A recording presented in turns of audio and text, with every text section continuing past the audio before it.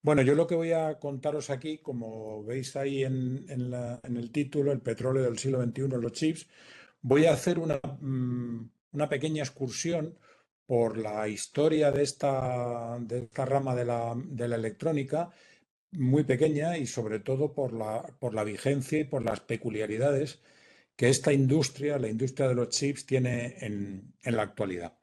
Yo voy a estar hablando unos 45, 50 minutos más o menos y en todo momento vais a poder ver si me ajusto o no, porque vais a ver, ahora enseguida lo veréis cuando pase de diapositiva, ahí veis en la esquina inferior derecha, veréis el número de diapositiva por la que voy, con lo cual podréis saber si efectivamente me estoy pasando, me estoy quedando corto o me estoy ajustando. Procuraré ajustarme en la medida de lo posible. En primer lugar, os voy a dar un breve índice de cuál va a ser los contenidos de esta charla, qué puntos voy a tratar. Inicialmente voy a contar muy brevemente cómo nació todo esto con el nacimiento del transistor y del circuito integrado. Después hablaré de lo que yo denomino en muchas partes la revolución de los chips. Entraré en algún detalle de lo que es un chip y algunas otras singularidades de este objeto mágico, por lo menos para mí lo es. Describiré algunas de las muchas peculiaridades que tiene la tecnología microelectrónica en la actualidad. Hablaré de la industria, una industria esencialmente global. Es imposible entender esta industria sin su carácter global, en el sentido de que abarca todo el planeta. Ya veremos también algún detalle relacionado con esto. Bien, voy a ilustrar las peculiaridades de esta industria con el ejemplo que, a mi modo de ver, es el que mejor ejemplifica lo que es esta industria, que es cómo y quién fabrica un teléfono móvil. Y ahí nos podremos dar cuenta de hasta qué punto esta es una industria realmente global. Y finalmente estableceré unas breves conclusiones. Bueno, a lo largo de la charla os voy a sugerir a los que estéis escuchando esto algún pequeño o gran ejercicio de imaginación que voy a ir colocando a lo largo de los distintos ítems que voy a ir tratando por aquí. Bueno, pues sin más detalle, entro ya en harina y me meto en el nacimiento del transistor. Bueno, por razones que darían para otra charla como esta, el transistor nació al final de la Segunda Guerra Mundial y aprovechó toda una serie de conocimientos y de know-how que la Segunda Guerra Mundial aportó a la ciencia y a la tecnología de los semiconductores. No entraré en detalles de eso, simplemente recordaré, porque seguro que todos lo conocéis, que el transistor nació de la mano de tres científicos, John Bardeen, William Shockley y Walter Brattain, en los laboratorios de investigación de una empresa privada, de ATT, en las Navidades del año 1947. Bueno, ese primer dispositivo, que era auténticamente artesanal y que es un verdadero milagro que aquello funcionara, pues lo tenéis ahí en una imagen de una réplica que se conserva en el Bell Labs Memorial y que es exactamente lo que estos tres científicos hicieron en esas Navidades del año 47 tras estar persiguiendo un dispositivo que no era este, sino que era el transistor de efecto campo, durante muchos años y que por una de estas serendipias que tiene la historia de la ciencia, pues dieron con él, ¿no? De manera que al día de hoy podemos decir que los padres del transistor, y yo diría los ancestros, abuelos, bisabuelos y tatarabuelos de todo lo que inunda nuestro mundo moderno, son ellos tres, ¿no?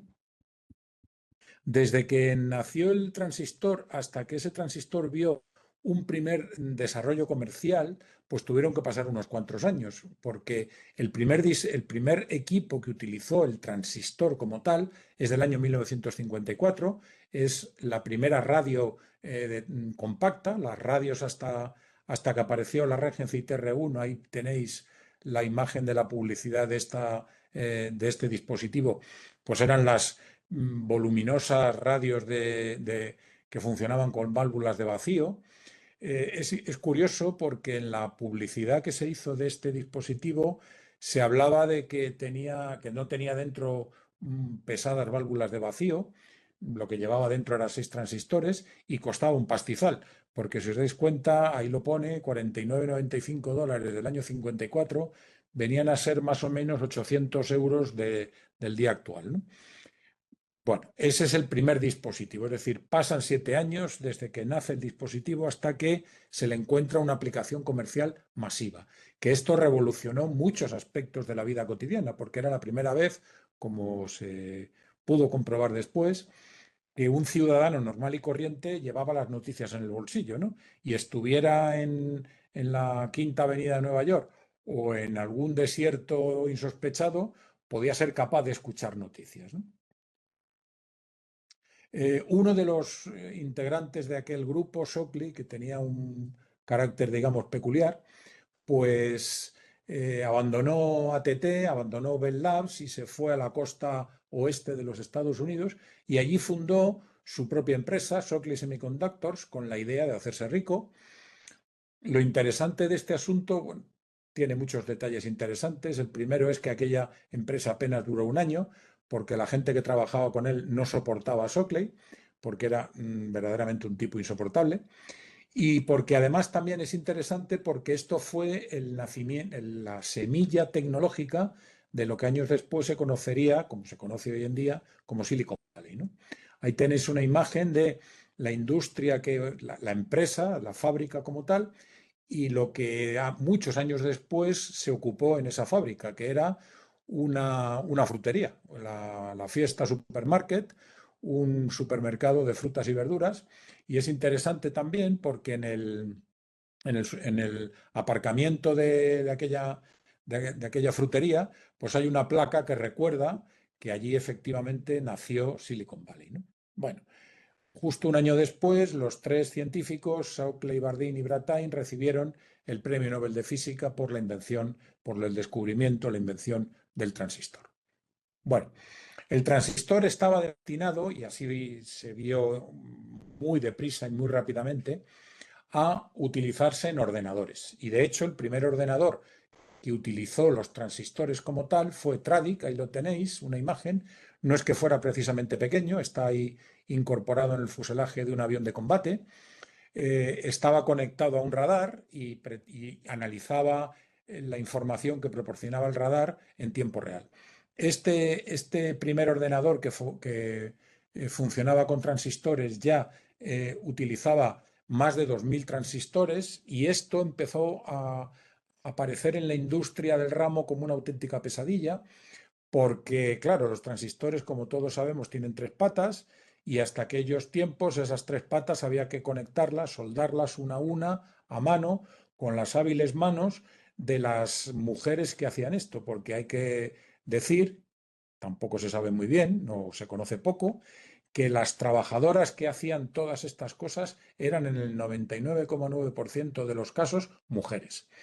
Bueno, pues esto apareció como una pesadilla porque, claro, soldar casi 7000 patas a mano, en cuanto una soldadura no funcionaba, pues aquello pues no funcionaba tampoco. De manera que eso es lo que en aquel tiempo se conoció, por otras razones también, como la tiranía de los números.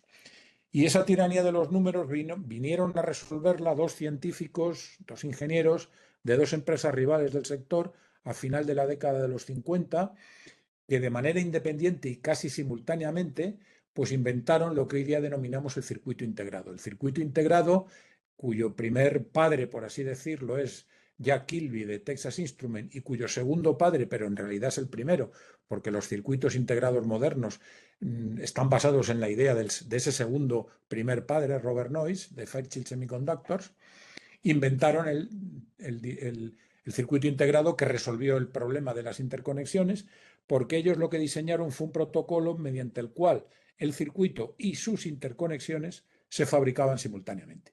Y esa fue una de las claves que permitió superar el problema de la tiranía de los números.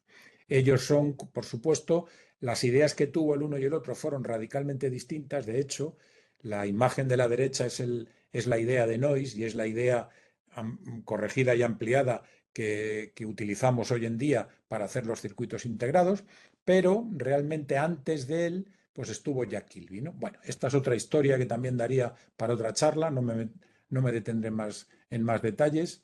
Y pues ellos son los padres del circuito integrado, vamos, y los tíos abuelos del teléfono móvil y de los ordenadores y de tantos otros artilugios que utilizamos en nuestra vida cotidiana. Bueno, Ese primer circuito integrado comercial de Fairchild se instaló en las calculadoras del ejército de los Estados Unidos. Ahí tenéis una publicidad que apareció en la revista Life a poco de que aquello empezara a ser comercial. Y también se instaló, los que fabricaba Texas Instruments, en el sistema de guía de uno de los misiles, el misil Minuteman, que fue uno de los programas militares más costosos de la historia, ¿no?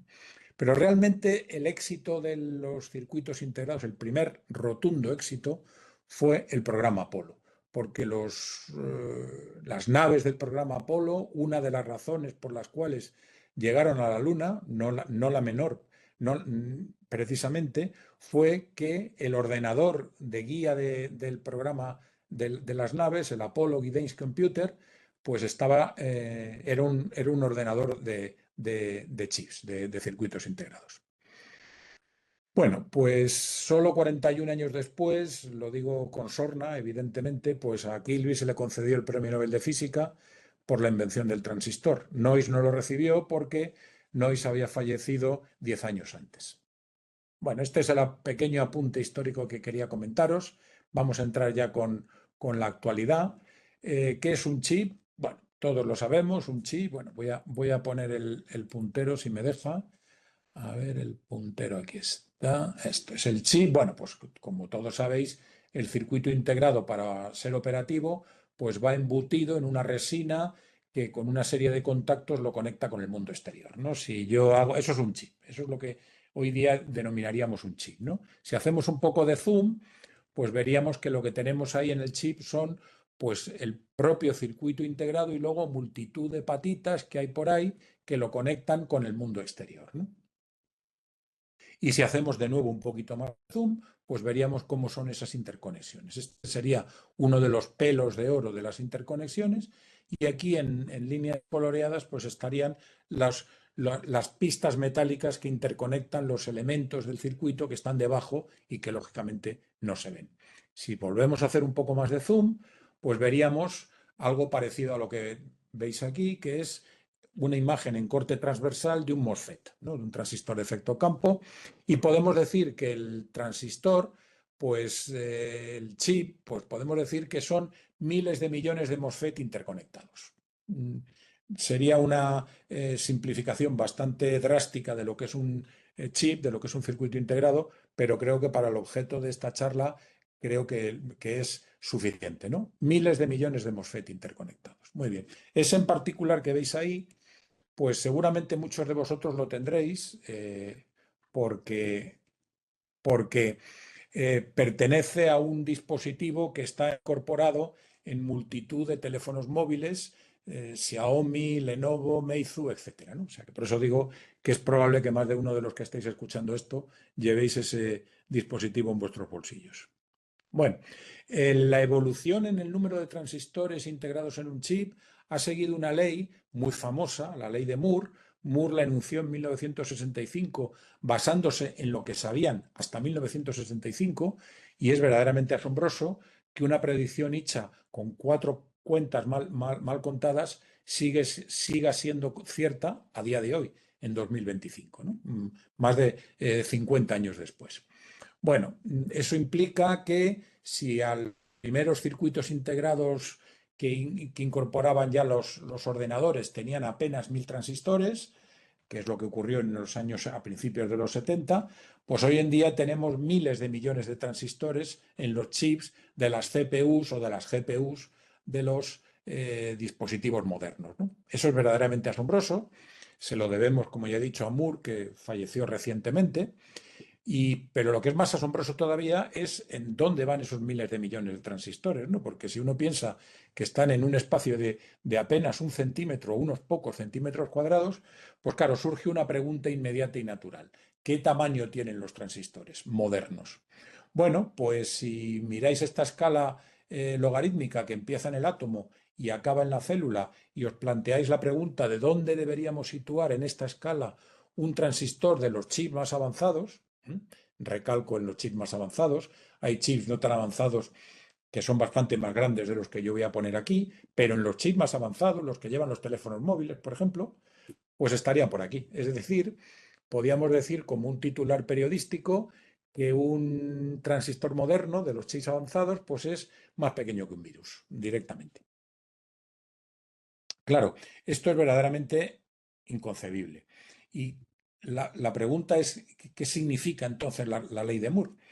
Pues ahora os voy a sugerir un pequeño ejercicio de imaginación. Imaginaos que el Auditorio Nacional de Música que tenemos aquí en Madrid, allí en la calle, ya no me acuerdo cómo se llama, Príncipe de Vergara. Imaginaros el aforo de ese auditorio es un aforo, allí cabemos cuando vamos algunos de los que estamos por aquí, 2.300 personas. Muy bien, pues imaginaros que el tamaño de los seres humanos hubiera evolucionado con el tamaño de los transistores. E imaginaros que el aforo, ese Auditorio Nacional de Música, es un chip que no cambia de tamaño a lo largo de los años.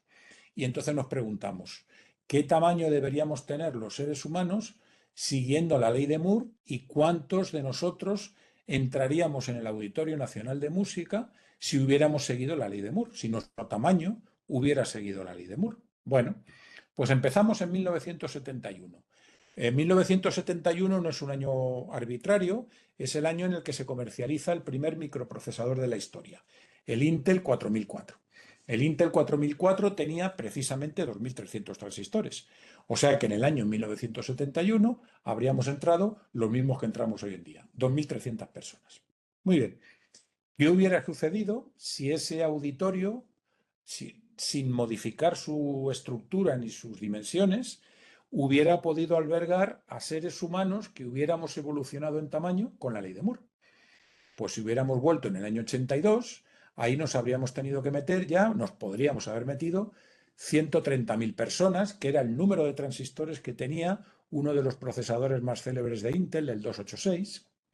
Si hubiéramos vuelto en el año 2000, pues nuestro tamaño habría sido tal que nos podríamos haber metido toda la población de Tokio, 37 millones, que es el número de transistores que tenía el Intel Pentium 3. Si hubiéramos vuelto en 2011, nuestro tamaño ya sería tan ridículo que podríamos haber metido toda la población de China, 1.300 millones, que es el número de transistores que tiene el Intel Core i7, que alguno de vosotros con toda probabilidad tendrá en su portátil. Si hubiéramos vuelto en 2017 ya nos habríamos metido todo el planeta, porque 7.400 millones de transistores es el número que tiene uno de los procesadores más célebres de IBM, el Z14. Y finalmente, si hubiéramos vuelto en 2023, hace un par de años, pues podríamos haber albergado a dos planetas enteros, porque 15.000 millones de transistores, de seres humanos, son los que tiene uno de los procesadores que utiliza uno de los iPhone más avanzados que hay el día de hoy, el Bionic A15, que lo lleva el iPhone 16, creo recordar en este momento, si no me falla la memoria de los números. Bueno, de eso hablamos cuando hablamos de la ley de Moore, de algo verdaderamente asombroso. Muy bien, ¿qué hace posible este asombro? Es decir, ¿qué tecnología es capaz de meter 15.000 millones de dispositivos activos en un espacio de poco más de 1 centímetro cuadrado? Eso tiene que ver con la tecnología microelectrónica en la actualidad, ¿no? Bueno, fabricar un chip es un proceso extraordinariamente complejo. Aquí os pongo una imagen súper simplificada de cuáles serían los pasos que hay que dar para llevar desde una oblea virgen de silicio hasta un chip, una oblea procesada, a través de toda una serie de pasos como son oxidación, litografía de definición de motivos, metalización, dopado, etc. Bueno, esto es extraordinariamente simplificado. Baste decir que al día de hoy la realización práctica de un chip moderno pues puede llevar en torno a 1.000 y más pasos de esta naturaleza, 1.000 o más pasos de esta naturaleza, con lo cual uno se puede hacer una idea de la extraordinaria complejidad que alberga llevar esto a la práctica, ¿no? Eh, de todos esos pasos que están aquí más o menos, bueno, más o menos no, totalmente simplificados, hay uno especialmente crítico al día de hoy, que es la litografía. La litografía. Y dentro de la litografía, bueno, eso sería el producto final, ¿no? Una oblea procesada. Dentro de la litografía hay especialmente un aspecto realmente llamativo de la litografía, y es que las máquinas de litografía más avanzadas que se fabrican en la actualidad las fabrica un fabricante europeo, supongo que lo sabéis, ASML. ASML a lo mejor no dice gran cosa, pero ASML es como origen una escisión de la antigua Philips. Eso ya seguramente no sonará más. Ahí tenéis la imagen de una de las máquinas de litografía más avanzadas que ASML fabrica en la actualidad, los equipos de litografía de ultravioleta extremo. Esa máquina cuesta la friolera de 300 millones de euros, una máquina.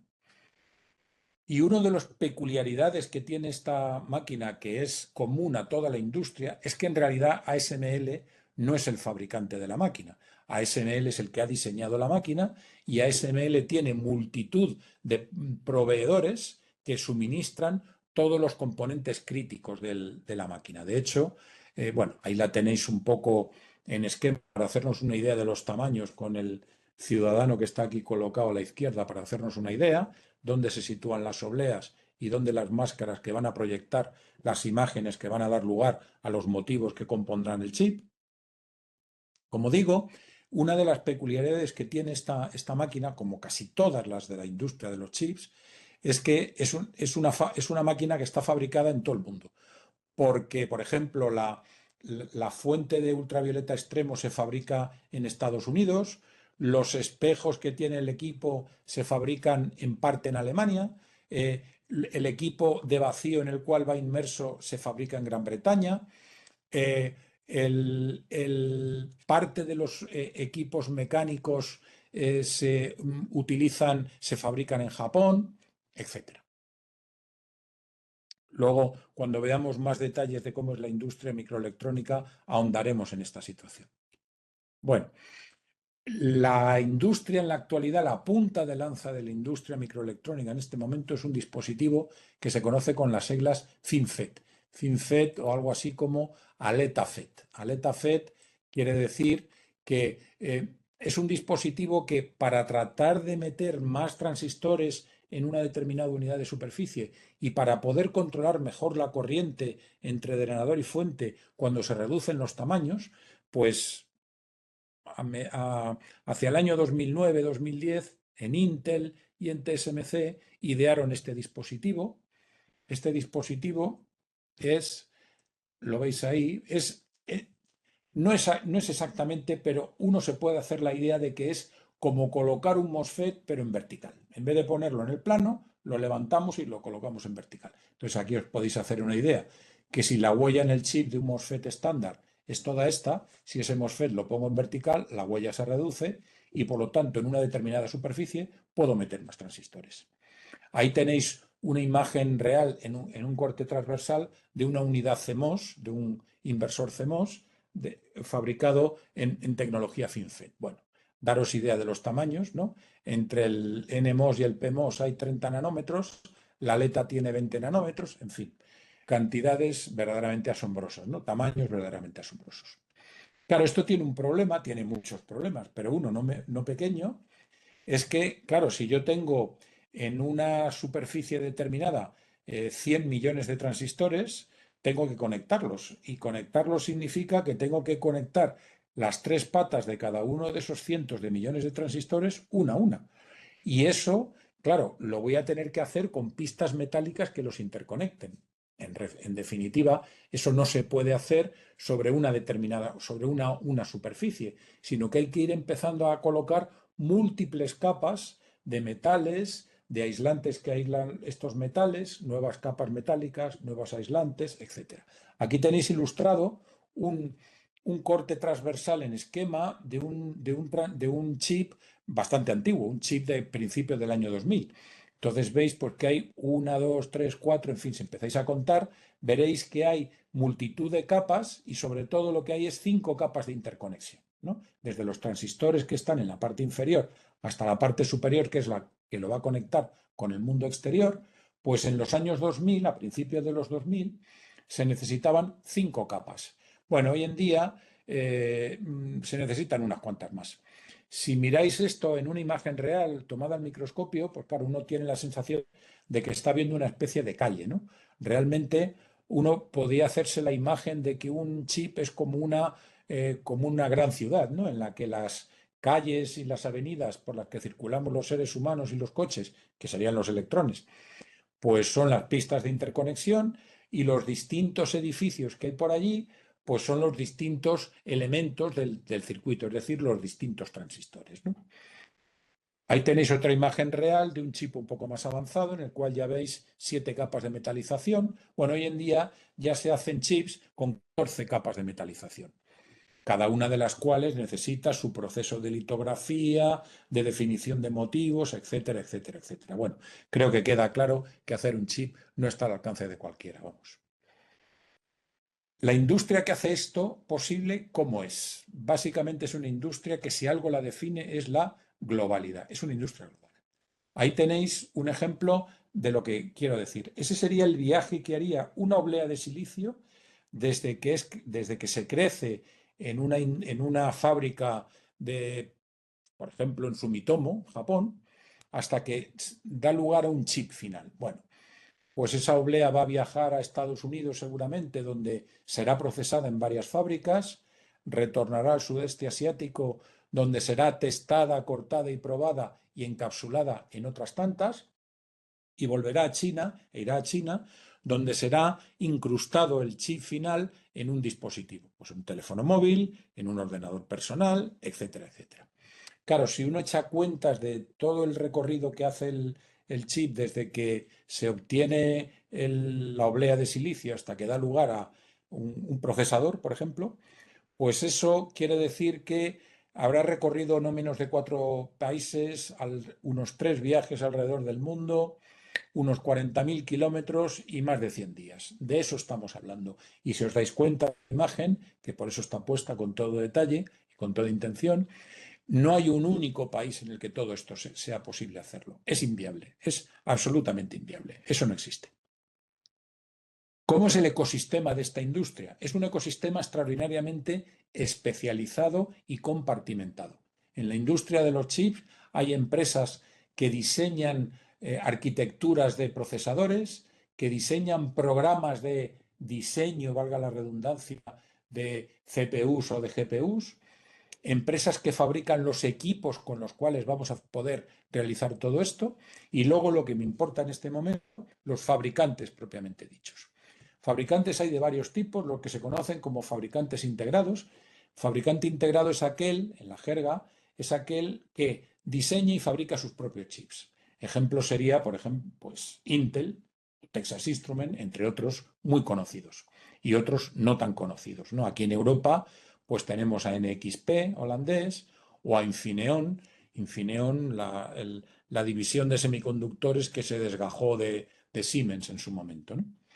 Pero a mediados finales de los años 80, a la vista de los enormes costes que significaba levantar cada vez una nueva fábrica de chips, una nueva fábrica de circuitos integrados, la industria encontró el camino de éxito. El camino del éxito fue subdividir el trabajo. De manera que hubo empresas que dejaron de fabricar, lo que se conocen como las fabless, literalmente sin fábrica. Ahí hay muchas muy conocidas, por ejemplo Apple, o por ejemplo Nvidia. Hoy día, ¿quién no ha oído hablar de Nvidia, verdad? O AMD, entre otras. Esas son todas fabless, es decir, no fabrican nada, solo diseñan, solo entre comillas, claro. Y luego las que solo fabrican, también entre comillas el solo, sin diseñar. Y ahí están los foundries, entre las cuales, como no, TSMC, el rey del mundo de fabricación de los chips en este momento, ¿no? Luego daremos algunas cifras de TSMC para ilustrar esto. Hay otras, Global Foundries de Estados Unidos, OMC, también de Taiwán, SPIC, una fábrica, una foundry muy importante y cada vez lo es más, de China continental, etc. Y luego, finalmente, lo que se conocen las empresas de test, ¿no? Las empresas que testean y empaquetan. Esas son menos conocidas, esas están prácticamente todas en el sudeste asiático. Ese es el ecosistema que hace que la industria de los chips sea hoy día, tenga la relevancia y la importancia que tiene en el mundo en el que vivimos. Esa es la facturación de la industria de los chips desde los años 80 hasta la actualidad. Para este año está previsto que alcance los 700.000 millones de dólares. Solo chips. Esto aquí implica solo fabricantes de chips. Es decir, si aquí metiéramos también aquellas industrias que dependen al 100% para funcionar, por ejemplo, telefonía móvil, por ejemplo, televisores, cada vez más automóviles, pues esto se dispararía, esa cifra se dispararía, se multiplicaría por 3 o por 4. O sea que estamos hablando realmente de unas cifras de marearse. ¿Dónde están las principales fábricas de chips en el mundo? A ver, fábricas de chips en el mundo hay unas cuantas. Yo aquí me voy a limitar a comentar dónde están las grandes, las más grandes de todas. Bueno, pues como veis, el planeta es un poco desértico, salvo que echemos un vistazo a Estados Unidos por una parte y a China y al sudeste asiático por otra, ¿no? Si vemos un poco de detalle, pues vemos, por ejemplo, que en Europa, pues prácticamente no hay fábricas. Tenemos una grande, Global Foundries en Alemania, y ahora se está levantando otra de TSMC allí. Hay una de Intel en Irlanda y hay otra de Intel en Israel. Pero eso es todo lo que tenemos de grandes industrias, insisto, de grandes. De medianas y pequeñas tenemos unas cuantas más, ¿no? Infineon tiene en Alemania y en Austria, ST Microelectronics en Francia y en Italia, etcétera. O sea que hay más. Pero, repito, si me limito a las grandes, esto es lo que tenemos.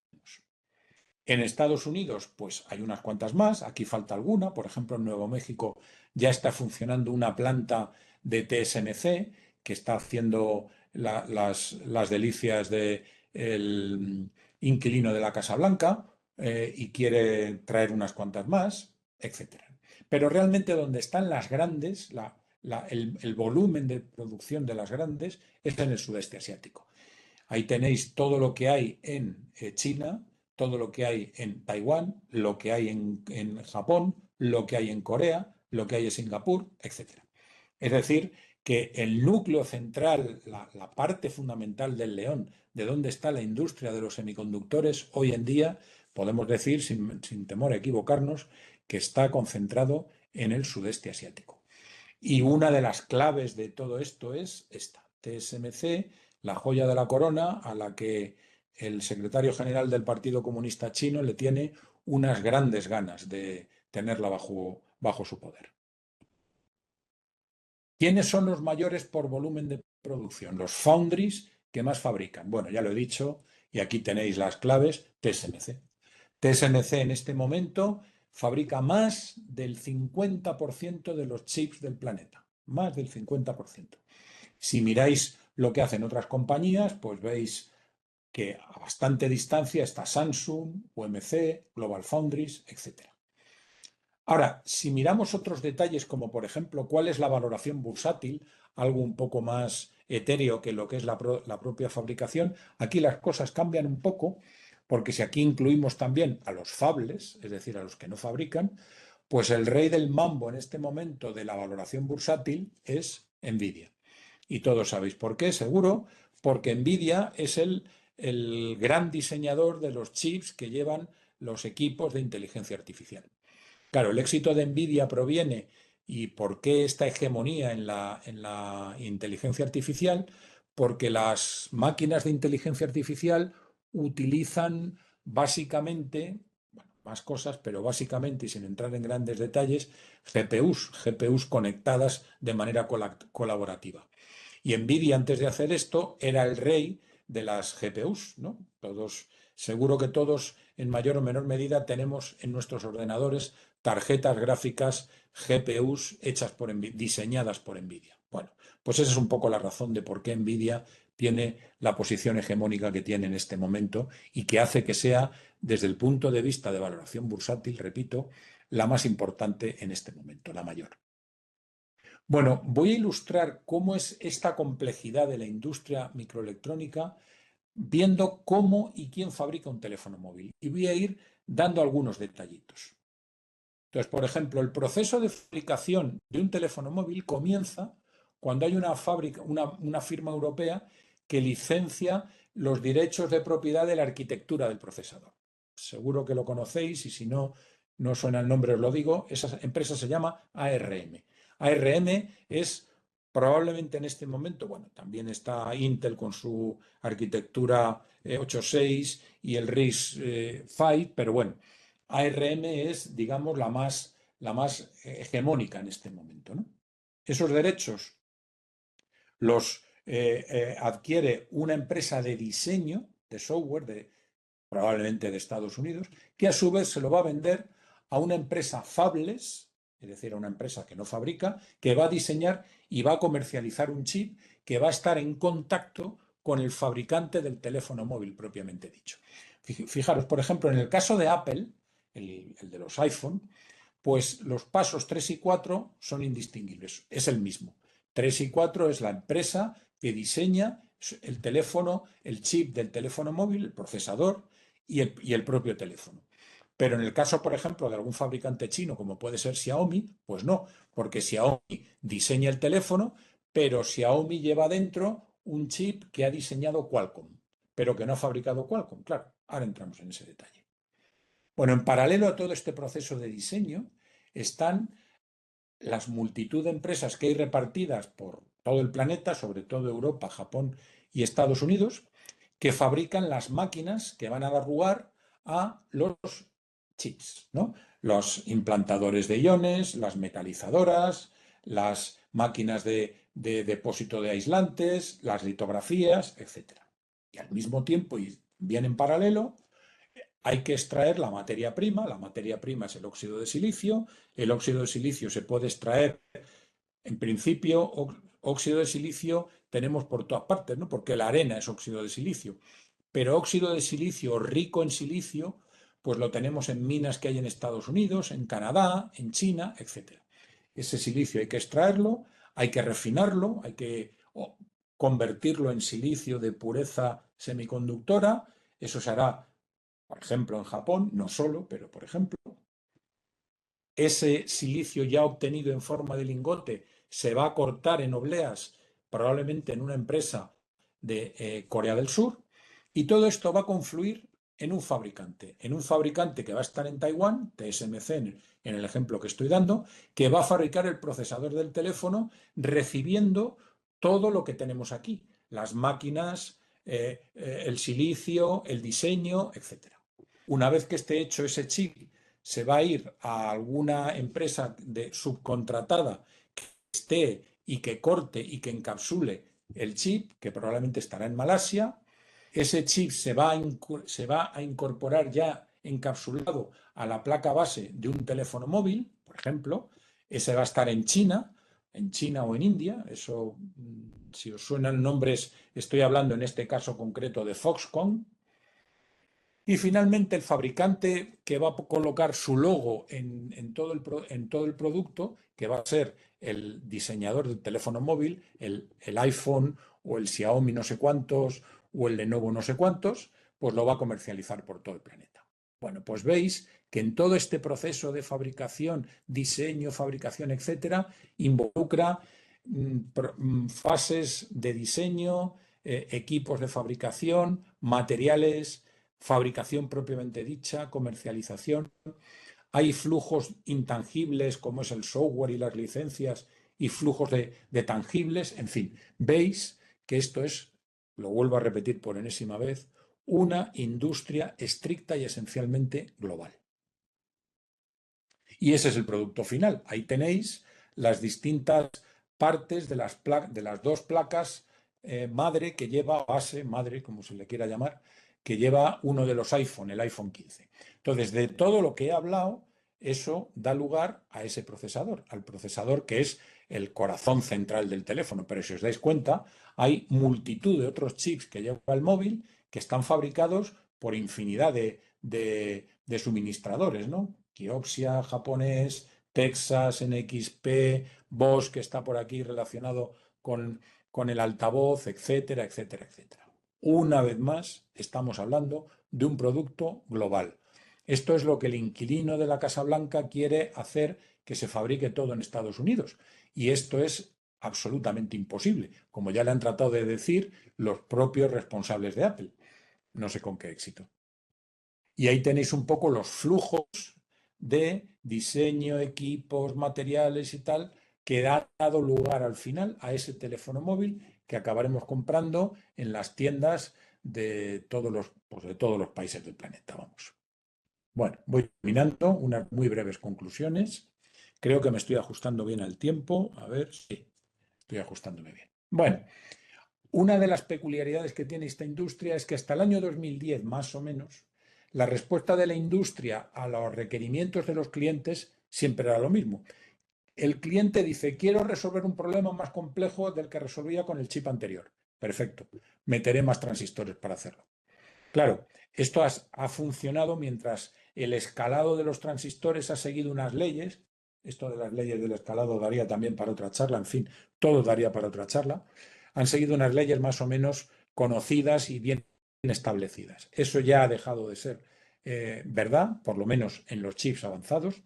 Una cosa que quiero dejar clara es que todo lo que yo estoy contando aquí, sobre todo, tiene que ver con los chips avanzados. Si nos metemos en chips no avanzados, como por ejemplo los que llevan nuestros automóviles o nuestros televisores o nuestros microondas, entonces ya no hay que meterse en tantos detalles porque los transistores que llevan esos dispositivos son mucho menos pequeñitos que los que llevan los teléfonos móviles, con lo cual todo esto que cuento ahora sigue siendo válido. Es decir, en la industria de los semiconductores, los chips de vanguardia ocupan una fracción del negocio, pero no es la mayor. La mayor fracción del negocio la ocupan los chips que no son de vanguardia. Y eso lo sabe muy bien China, porque China está apostando precisamente por dominar completamente el negocio de los chips de no vanguardia, por así decirlo.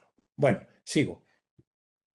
A partir de que el aumento de los transistores ya no es capaz de responder, ya no, no podemos ir haciéndolo así, pues los ingenieros que diseñan esto tienen una imaginación desbordante y son capaces de hacer cosas asombrosas, como el FinFET, el GAAFET, que es la próxima evolución de los FinFET, el CFET, que será, no se sabe cuándo, la próxima evolución de estos transistores, etc.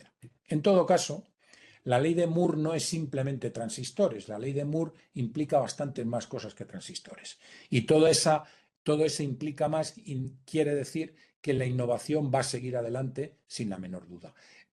Hoy en día, y de aquí a lo que queda de década, es poleada básicamente por tres tecnologías. La telefonía 5G, sobre todo y principalmente la inteligencia artificial, y a un poco más plazo, más vista, más allá, por el Internet de las cosas.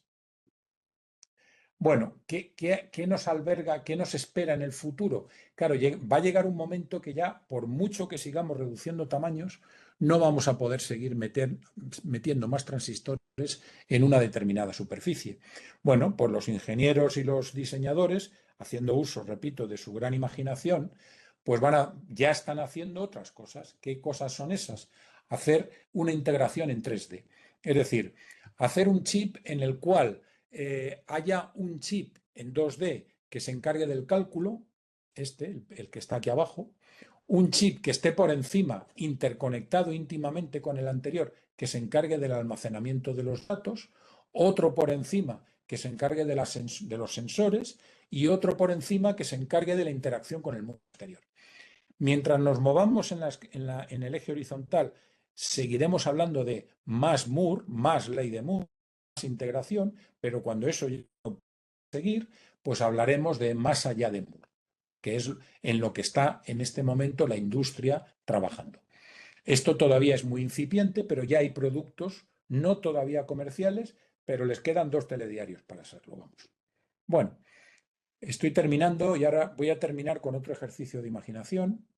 Fijaros, más que de imaginación, de ciencia ficción, imaginaros una de las tecnologías que también ha tenido una evolución asombrosa desde los tiempos en los que nació el circuito integrado, en los años finales de los 50, principios de los 60. Y hoy es la aviación en particular los aviones de combate. Bueno, pues entonces os sugiero el siguiente ejercicio de imaginación.